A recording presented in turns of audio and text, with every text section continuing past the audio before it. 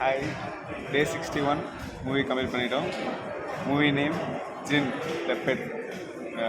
காசி டாக்கீஸில் தான் பார்த்துருக்கோம். Show timing 12:20 PM. Hi, டே 61 movie complete பண்ணிட்டோம். மூவி நேம் ஜின் த பெட்.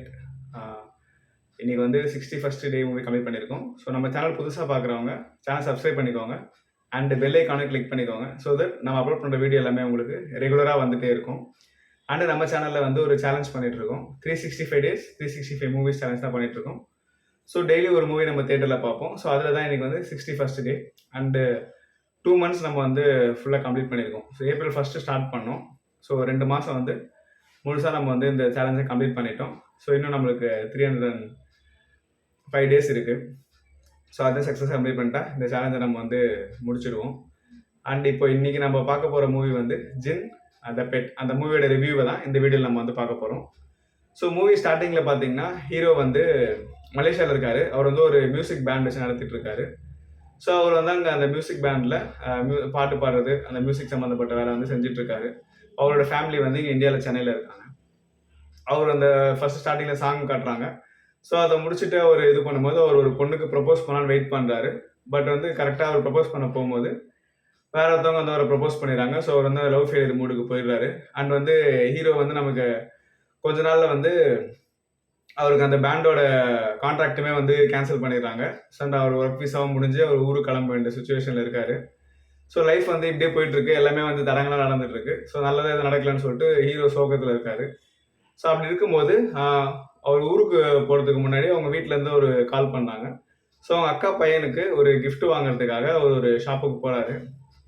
ஸோ அந்த ஷாப்பில் தான் வந்து இந்த ஜின் இருக்க பாக்ஸை வந்து அவர் பார்க்குறாரு. ஸோ அதை பார்த்துட்டு அவர் இது என்னன்னு கேட்கும்போது அந்த ஷாப்பில் இருக்கவங்க அதுக்கு ஒரு ஃப்ளாஷ்பேக் சொல்லி அந்த ஜின்னை பற்றி ஒரு விளக்கம் வந்து சொல்கிறாங்க. ஸோ என்னென்னா அது வந்து ஒரு செல்லப்பிராணி மாதிரி நம்ம வீட்டில் வளர்க்கலாம். அது வந்து ஒரு 3 கண்டிஷன் இருக்குது. அந்த 3 கண்டிஷனை சரியாக பண்ணால் அந்த ஜின் வந்து நமக்கு நல்லது பண்ணும். ஸோ அது 3ல் ஏதாவது ஒரு இது வந்து ரூல்ஸை ஃபாலோ பண்ணலன்னா அந்த ஜின்னே வந்து பிரச்சனையாக மாறி எல்லாருக்கும் வந்து ஆபத்தாயிடும் அப்படின்ற மாதிரி சொல்கிறாங்க. ஸோ அது பேசிகிட்டே இருக்கும்போது ஹீரோவுக்கு வந்து ஒரு லாட்ரி வந்து அடிச்சிருது அவருக்கு. ஸோ அதை வந்து உடனே அவர் வந்து அது ரொம்ப ராசின்னு நினச்சி அதை வந்து அவர் எடுத்து வீட்டுக்கு போயிடுறாரு. ஸோ இப்போ வீட்டுக்கு போனவர் இந்த ஜின்னால் அவருக்கு எதாவது பிரச்சனை வந்துச்சா இல்லை வந்து அவர் திருப்பி வந்து அவர் லைஃப் வந்து நல்லா போச்சா அப்படின்றதான் மற்ற மீதம் இருக்க கதையை வந்து கொண்டு போகிறாங்க. இப்போ இது என்ன மூவினா கான்செப்ட் வந்து கொஞ்சம் புதுசாக யோசிச்சிருக்காங்க. ஸோ பேய் அந்த ஆல்ரெடி இருந்த இதுன்னு சொல்லாமல் கொஞ்சம் வித்தியாசமாக ஜின்னுன்ற மாதிரி எடுத்துகிட்டு வந்திருக்காங்க. அது வந்து ஒரு புது கான்செப்டாக இருக்குது. கதையுமே வந்து நல்ல ஒரு பேய் கதைக்கு ஏற்ற மாதிரி ஒரு கதை தான் வந்து செலக்ட் பண்ணியிருக்காங்க. பட் வந்து பார்த்தீங்கன்னா மேக்கிங்கில் வந்து ரொம்ப சொதப்பியிருக்காங்க. ஸோ எந்த சீனுமே வந்து நம்மளால் இன்ட்ரெஸ்ட்டாக பார்க்க முடியல. ஸ்டார்டிங்கில் ஒரு 2-3 ஹாரர் சீன்ஸ் வருது. அது வந்து ஓரளவுக்கு கொஞ்சம் ஹாரர் இருக்க மாதிரி காட்டுறாங்க. அதுக்கப்புறம் பார்த்தீங்கன்னா ஃப்ளாஷ்பேக்கில் அந்த ஜின்னுக்கு ஒரு ஃப்ளாஷ்பேக் ஓப்பன் பண்ணிடுறாங்க. அதுக்கப்புறம் அந்த ஹாரருக்கான இடமே வந்து அதில் இல்லை. அதே மாதிரி சீன் பை சீன் வந்து பார்த்தீங்கன்னா ஒரு சீனுக்கு இன்னொரு சீன் சம்மந்தம் இல்லாமல் எடுக்கிறாங்க. இப்போ ஒரு சீன் காட்டுறாங்க, அந்த கண்டினியூஷனே இல்லாமல் அடுத்த சீன் வருது.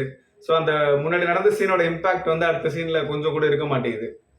நிறைய ஆர்டிஸ்ட் இருக்காங்க, எல்லாருமே போட்டிருக்காங்க. பட் யாருமே வந்து பெருசாக அந்த அளவுக்கு யூஸ் பண்ணிக்கல. சும்மா வந்து அந்த ஓவர்லேப்பில் பேசுகிற மாதிரி அதே காமெடின்ற மாதிரி எடுத்துகிட்டு போகிறாங்க. இப்போ ஆல்ரெடி அவங்களுக்கு அந்த வீட்டில் அந்த ஜின் இருக்குன்றது தெரியும். இருந்தாலுமே வந்து அவங்க பயப்படுற மாதிரி சீன் வைக்கிறாங்க.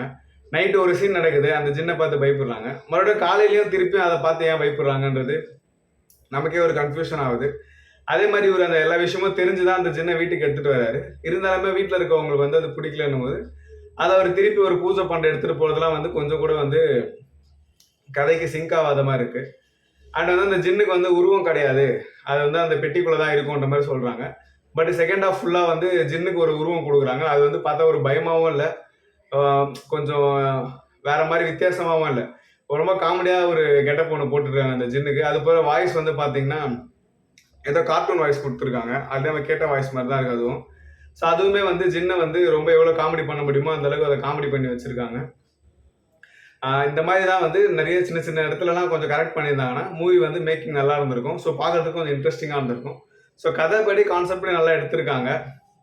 பட் வந்து அதை ஸ்க்ரீன் ப்ளே பண்ணுறதுல கோட்டை விட்டுருக்காங்க. ஃபேமிலியோட வந்து பார்க்கலாம். அந்த மூவி ஃபேமிலி என்டர்டெய்னர் தான். ஸோ ஃபேமிலியோட நம்ம பார்க்கணுன்னா இந்த மூவி வந்து ஒரு ஆவரேஜான மூவி தான். ஒன் டைம் வந்து நம்ம பார்க்கலாம். ஸோ நீங்கள் ஆல்ரெடி இந்த மூவி பார்த்துருந்தீங்கன்னா 10க்கு எவ்வளோ ரேட்டிங் தருவீங்கன்றதை கீழே கமெண்ட்டில் சொல்லிடுங்க.